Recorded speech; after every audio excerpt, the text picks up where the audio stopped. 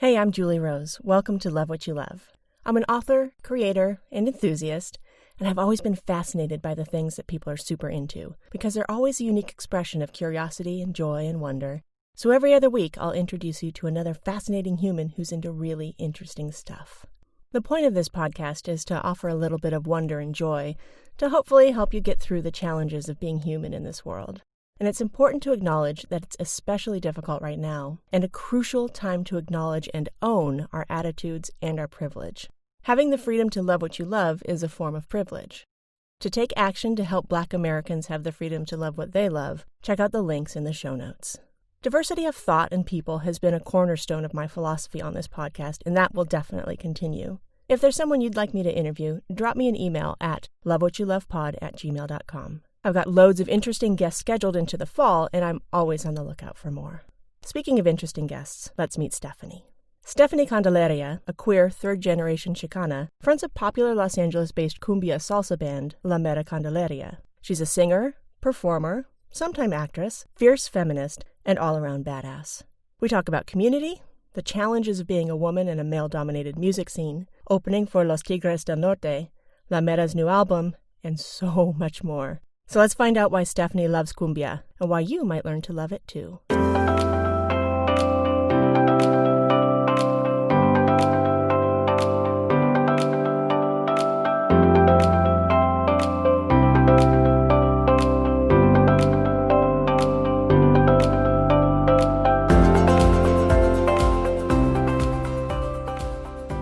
Hey, Stephani, thank you so much for joining me. Thank you so much, Julie, for having me on. I'm really excited to talk with you. Me too. I'm so excited. So I've been following La Mera for a little while. I know that you guys are super popular and super into the scene in LA. Yeah. Can you talk a little bit about the style of music that you perform, the scene that you're performing in, and kind of why, and maybe actually a little bit of background on the type of music you're performing? Sure. So La Mera Candelaria is a 6-piece group. We perform kind of our own little fusion of cumbia rhythms, Caribbean son cubano styles. Sometimes we'll throw other rhythms in there like reggaeton or merengue, but we kind of stick to cumbia and son as our main two styles. We are a live music performance group. We describe ourselves as like a tropical dance band. And yeah, we're based in Los Angeles, which is a very diverse community. There's quite a lot of innovation happening in the Los Angeles music community, and specifically in the Los Angeles Latinx music community. So we're definitely not the only innovators out here who are creating new fusions, new styles on a daily basis. But it's a very exciting scene to be a part of, for sure. So can you, for someone who, I know that I like what I hear, but I don't know if I understand what it is. So can you explain a little bit about what cumbia and son are? Sure. So these are two distinct subgenres within the Latinx dance genre.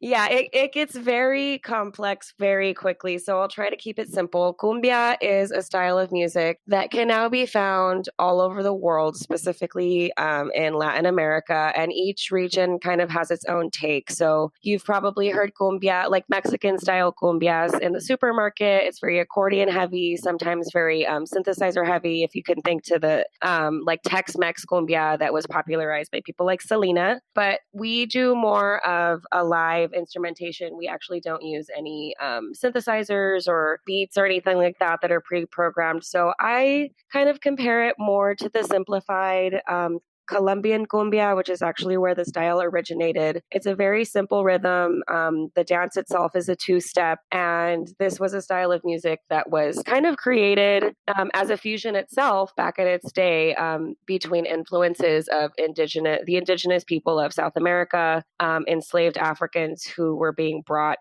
to the Americas during that period of time, as well as Spanish influence. So we talk about fusion and innovation in this music scene today, but really in and of itself, that style was already considered a fusion from the styles that were happening then. So we've got a lot of cumbia influences, as well as a very strong Caribbean flavor. That's mostly due to our instrumentation. Our lead instrument is called a tres, which means three. It's a Cuban instrument that can be found in older son cubano, which at its very basic, like a very basic explanation of son cubano is it's the great grandfather of salsa. So what we think of when we hear Celia Cruz or Hector Lavoe, and you've got these big orchestras playing certain types of rhythms, son cubano was the ancestor of that type of music. It's a lot more simple, a lot more stripped down. It's got a lot of African influences as well. So these are two very distinct musical genres that come from similar region of the world, South America and the Caribbean specifically, but they do have a lot in common, and they actually flow very nicely together in the way that we combine them. When did your band first come together? And at the time, were there other bands kind of doing anything like what you're doing? The Latin music scene is so beautiful because it's constantly shifting and constantly changing. I first kind of had this spark of an idea actually when I was still living up in San Jose. There was a group up there that no longer exists, but they were called La Colectiva, and they were around, I think they probably started in 2006, but really started kind of blowing up in 2008, 2009. And I was a young musician at the time, and they were doing something very similar to what we do. They also had accordion and quite a larger group of people playing on stage. So we do have our own different flavor, but their utilization of cumbia rhythms and Caribbean instrumentation really kind of stuck with me when I moved to LA. And here we see so many different Latinx dance groups kind of taking these same genres and doing their own things with them. But at this point, I can't think of another group in Los Angeles that's doing quite what we're doing in terms of the Caribbean flavor of our particular style of music. There's a lot of groups who are focusing more on like regional types of cumbia, like one band that I really know and love is called La Chamba, and they've kind of are doing their own twist on Peruvian chicha, which is its own. Yeah, there's just so much great stuff going on here, and there's really no, like, each one is like a snowflake. Like, it's not like anyone sounds the same. We all have our own beautiful little space within this kind of patchwork quilt, I guess, if you will, of the geography of the Latinx music scene out here. So how would you say that the music that you create creates community and or reflects community? Well, I think that, so again, kind of just talking about like how much change and how much creativity is happening in Los Angeles right now, especially in the Latinx community, is very reflective of our time. Los Angeles in general and California, the United States, is really seeing a massive shift in what the face of our community looks like, what the makeup of our languages and our skin colors, our religions. There's this beautiful tapestry that creates our community. And I think that the music directly reflects the diversity and these vastly different influences from around the world, not just from Latin America, but from really around the world, that we're drawing on all of these different aspects of life that are visible here in Los Angeles, where you've got really these small pockets of communities from everywhere. Everywhere you can think of, there's a little city of that somewhere in LA and California in general. And I think that Latinx folks who are making music are doing a really wonderful job at interpreting the diversity of our community and celebrating, all of the differences that make us special and unique and beautiful. Now, I have to admit, I don't speak Spanish, so that's okay. Which is a big failing of mine living in California. But I understand from things I've read about your lyrics that you kind of set yourself apart a little bit as well, because you include kind of queer themes in your lyrics. Is that right? Yeah. So, and that's totally not to say that there are not Latinx musicians and spaces who are making a really big splash right now within our communities. There's so many organizations and groups and DJs and collectives that are doing a lot of great work for queer Latinx folks, queer undocumented folks, like, all these pockets. And so I'm merely building on the momentum of, the LGBTQ movement has been gaining steam. And especially within the music industry, where there has been a lot of silence, around LGBTQ issues and just feminist issues in general. I kind of see the two as going very, very hand in hand. It's like an intersectionality that's important to me. So yeah, being a female musician within this particular subgenre of the music industry is very interesting because as a whole, the music industry has always been historically male dominated. There hasn't been a lot of room for female innovators, and the ones who eventually make it to our list of the greats had to hustle really hard. And they paved the way. And I'm merely here walking in those footsteps, trying to make my own, make my own voice heard amidst this beautiful roar that has been happening for generations and hopefully will continue to happen. But so, yeah, Latin music, being a queer woman in the Latin music scene, I'm trying to use this particular genre has not been known to be overly feminist or supportive of feminist or let alone queer voices and ideas. So, but it's such a part of our community, and it's something that, like, we love our community despite our flaws, and we love it so much that we're here to work really hard to overcome our challenges and our flaws, things like machismo and the patriarchy that is entrenched in Latinx culture and in this music scene.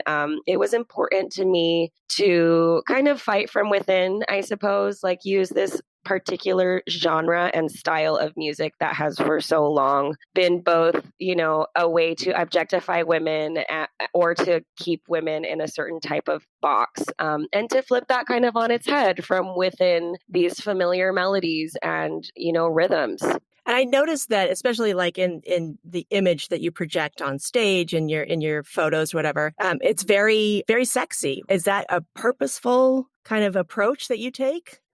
I've had so many, as a queer person, it's always an interesting, and I think any person, I don't want to just box it into like people who align themselves with the queer spectrum, but I feel like at many points in our lives, identity is always a very big question and a very important question for us to navigate. And it's never necessarily the same answer on any given day.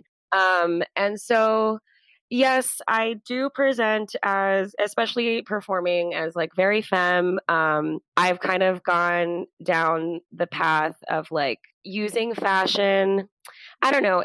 I'm trying to find the right way to explain it. So like, I'm not necessarily one for the objectification of women and to use like your body and your looks as a way to sell things. But I am really all about, if a woman wants to make herself look a certain type of way, she should be more than capable of doing that without having to worry about repercussions of like violence or shaming or, and I feel that fashion also speaks a lot to my politics. So like the reason why I style my hair, if your viewers ever get a chance to look me up, I do a lot of like older Chicano, like victory curls, pompadours, and that in it of itself is a statement for me.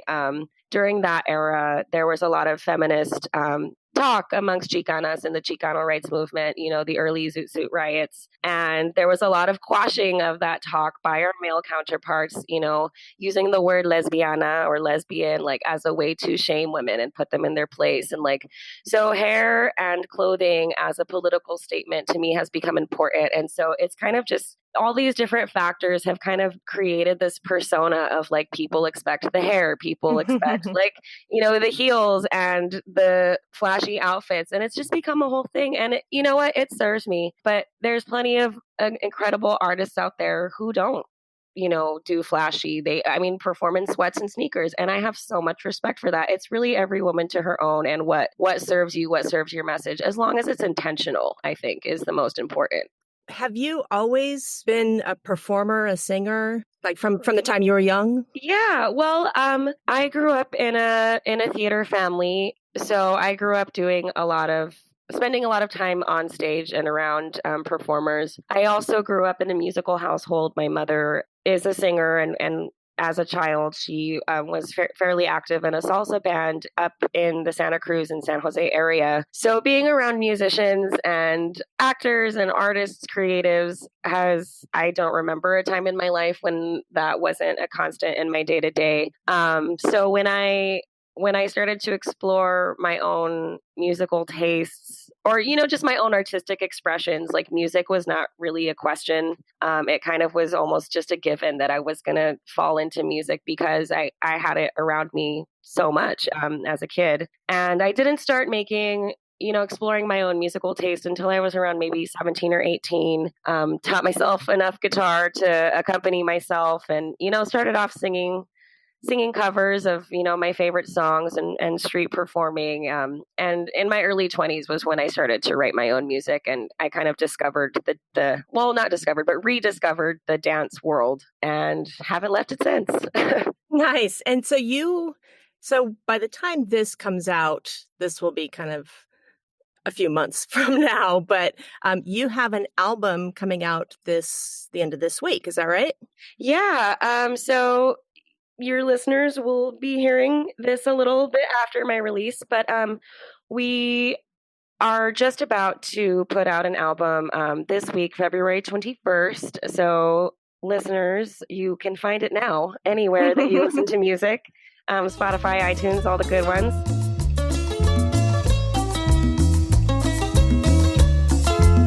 Dame un besito, mami, dame un besito, dame tu cariño negra y yo te doy el mío. Cuando te vas a dar cuenta, mamita, de lo tanto que te quiero, no me dejes sufriendo, negrita, que por tus besos me muero. Quiéreme, bésame, cariño, te lo ruego, eso no más, eso no más.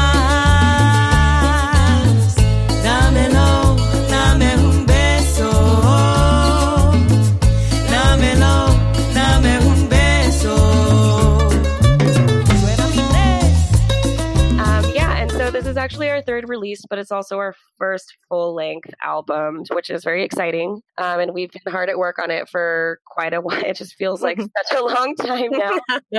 So I'm just excited to get it out into the world and see where it goes.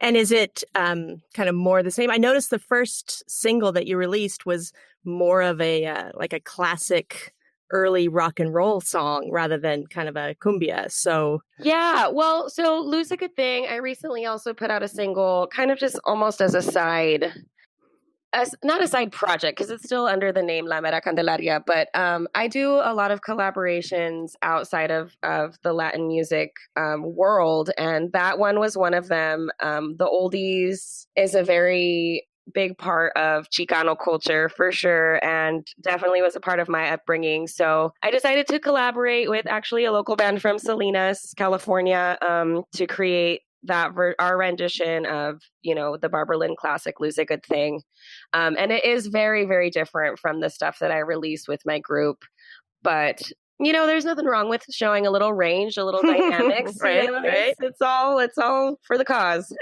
Yeah, I was surprised when I heard it. I loved it, though. Thank you. When did you know, or did you always know that you wanted to be a singer and performer?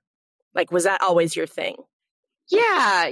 I think that it was always something I was really interested in. I had grown up watching my mom on stage as a lead singer of her own group, and yeah, I music was just such a part of my life that I couldn't even imagine not giving it a try. And so, I learned guitar and I began performing, and then I found the world of cumbia, which was such an amazing experience for me, and really taught me a lot in my early years. I was with a couple of groups in Oakland for about 7 years and really developed my songwriting skills, realized that Sorry, my puppies. It's fine. Very excited.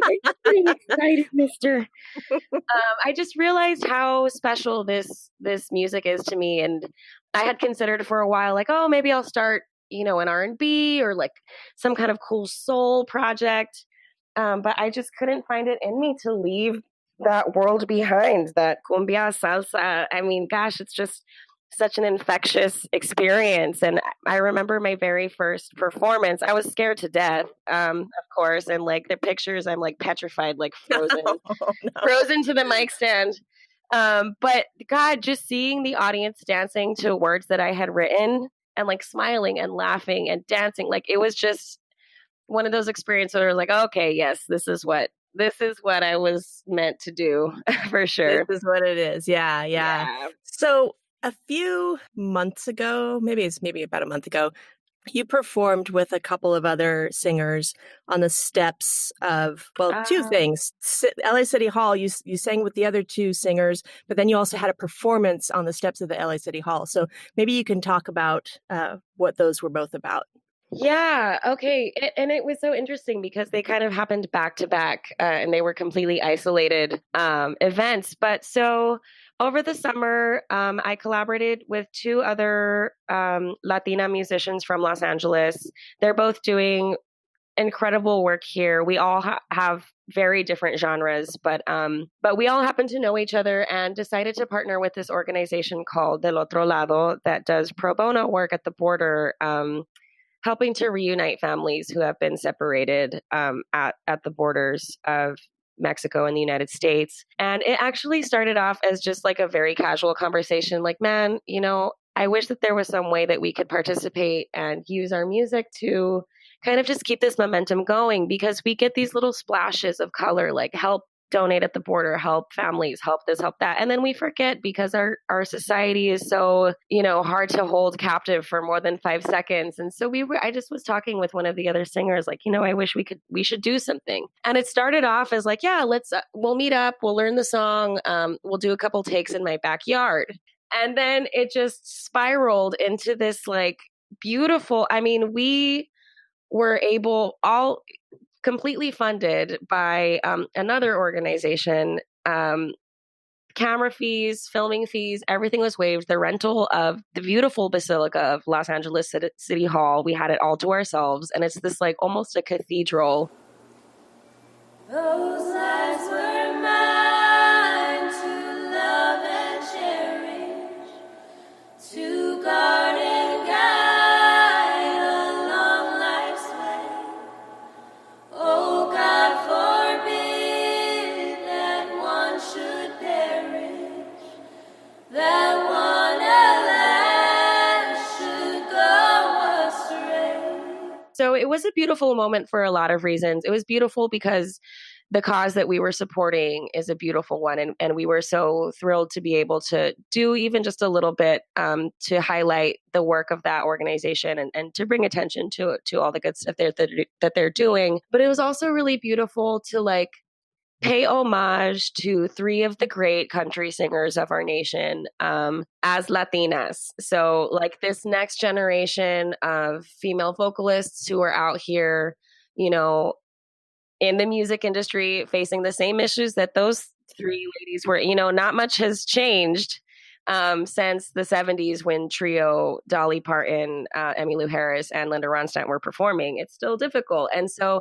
as 3 Latinas to come together in the middle of the most important building in Los Angeles and sing this song, Calling My Children Home, was just such a moment that I'll never forget. And just a short 2 weeks after that, La Mera was honored again to perform right there on the front steps of City Hall for the city's annual Grito celebration, the Independence Day of Mexico. And we got to open up for the legendary Tigres del Norte. And it, again, within a 1-month span, I just had these like back-to-back memories of these unforgettable moments in my career as a musician. They were just both such incredible experiences. In terms of singing and performing, what questions does it answer for you personally? I think that everyone asks themselves probably very similar questions at different points in their life. And most of them have to do with meaning, our purpose, and the meaning of all of this. And for me, music, performing, the message that I have, and kind of this like network that I'm trying to build with other female musicians in Los Angeles, I think is a big part of that for me. It's not an easy career choice, deciding to become a musician, especially when you're Latina, especially when you're a woman and you're queer.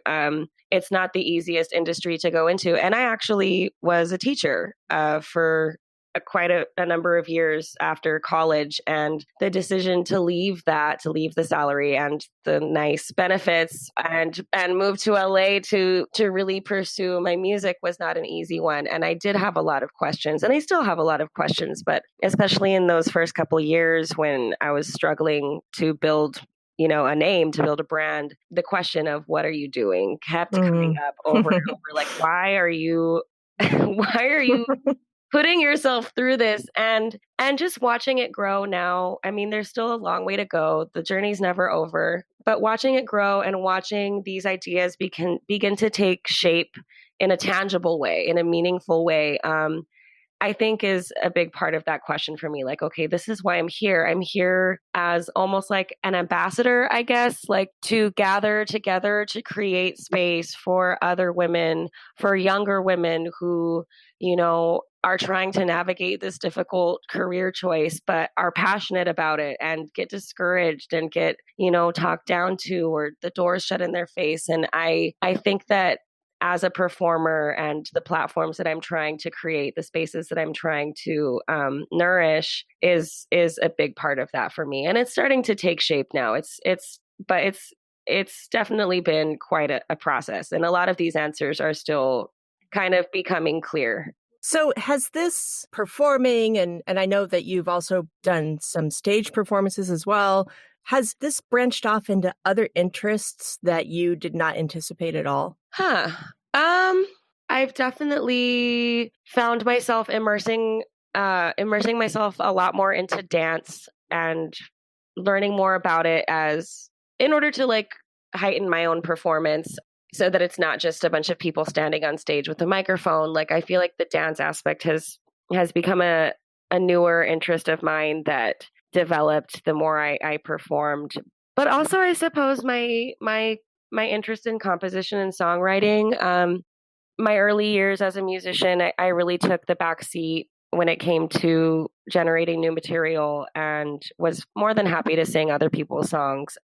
But with this project, and with the response that I'm receiving to this project and our message, I've definitely had to increase my songwriting skills and my composition skills, especially as we're dipping deeper into the world of Caribbean music, where it can get very complex. And I do sometimes feel a little out of my league, but thankfully I've surrounded myself with people who are very well versed in that field, who are very patient and amazing teachers. And so it's been a very cool journey, and definitely I never would have imagined myself dipping into this kind of Caribbean music world and dance and culture. But it's been good. It's been very invigorating to experience something new within the Latin music scene that I hadn't really considered before.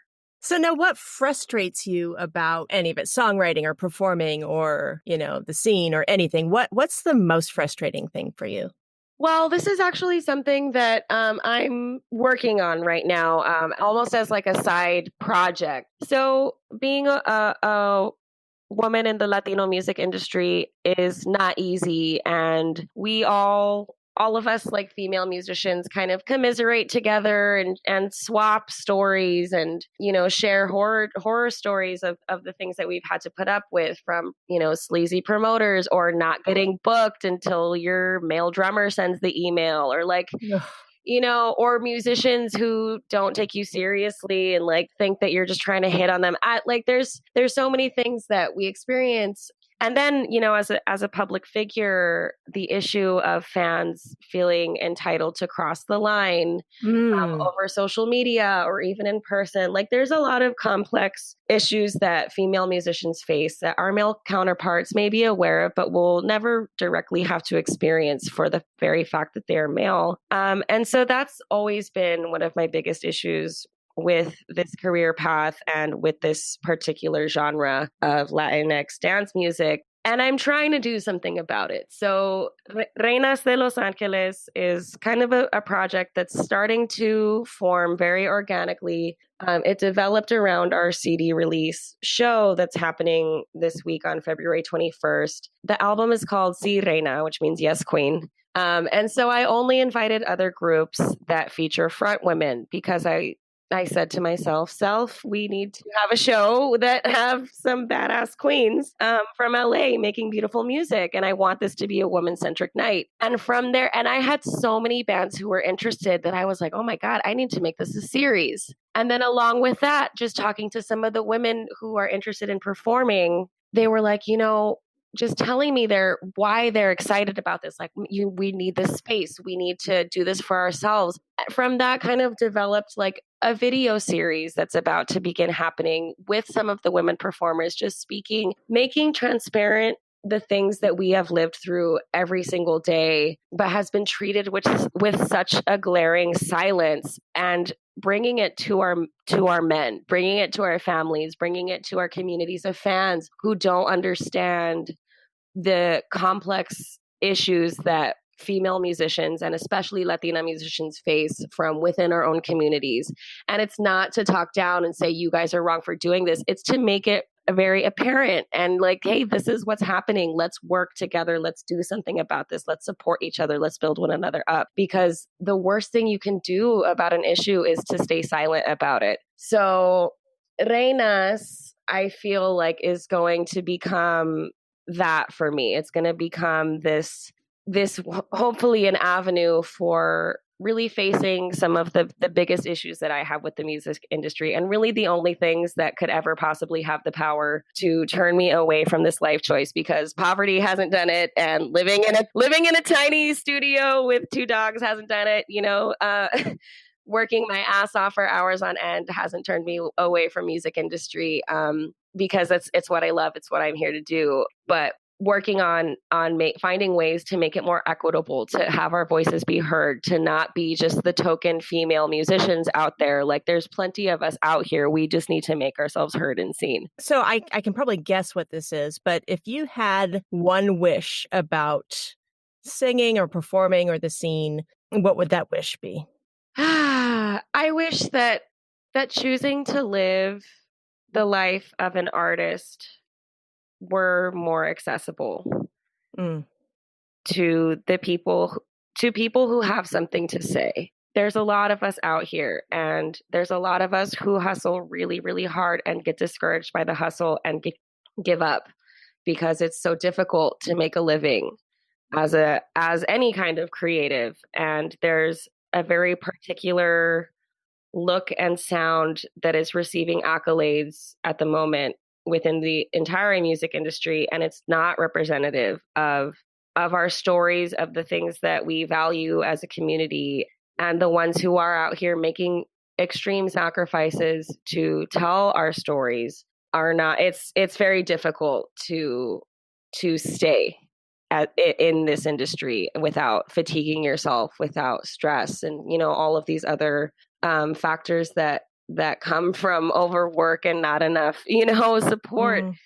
So yeah, my wish would be that it were a more accessible avenue for folks who really believe in it and are passionate in it, that we could really truly make a living off of doing something that's amazing and doing something that does change the world for the better. I do believe that music is one of the most beautiful things that you can do as a person. And I guess I'm a musician, so I'm biased, but it's worth it to me. It's worth it. And it's sad to see so many of us struggling really hard. If a listener wanted to get into cumbia son, any the scene down in LA or just generally, like what's a good starting entry point for a new listener to learn about cumbia and son? Spotify is actually really amazing with their algorithm, and they're getting really a lot better at creating playlists. So like cumbia playlists or salsa playlists. I mean, and you can really spend hours just going down that rabbit hole. Some of like son cubano, one of the most famous performers of that genre that you could, plug into Spotify or iTunes and just listen to their radio would be like Buena Vista Social Club. We're one of the most renowned Cuban groups doing that particular style. Ibrahim Ferrer, Compay Segundo, all kind of from the same general time frame in Cuba and kind of immortalized that style of music. And as far as cumbia, I mean, goodness gracious, there's Colombian cumbia, Mexican cumbia, Texan cumbia, Peruvian cumbia. Like there's so many avenues that you could go through. I mean, yeah, it's such a huge, cumbia is such a huge, I can't even think of like a Western equivalent to how diverse one particular subgenre is. It's crazy. So I guess people should start on Spotify with La Mera's album and then build a playlist from there. Actually, it's definitely been exciting to see that our online presence is growing. And, the way that Spotify in particular works is people who listen to your song, Spotify looks at what else they are listening to. And so it begins to build commonalities like, oh, these are other artists that your fans are listening to. So our radio station is actually getting really cool as more people are listening to our songs, and it's building, and it changes subtly every day. New songs get added or shifted or moved around. And we actually have a really cool radio station. A lot of local bands, obviously from LA, but also a lot of bands from Latin America that have a similar kind of style. And it's nice. So yeah, actually, that's a really good suggestion. Check out La Mera Radio on Spotify and find your way from there. Perfect. And I will be giving the listeners links to all this stuff a little bit later. So, Stephani, thank you so much for joining me today. Thank you. That was really nice.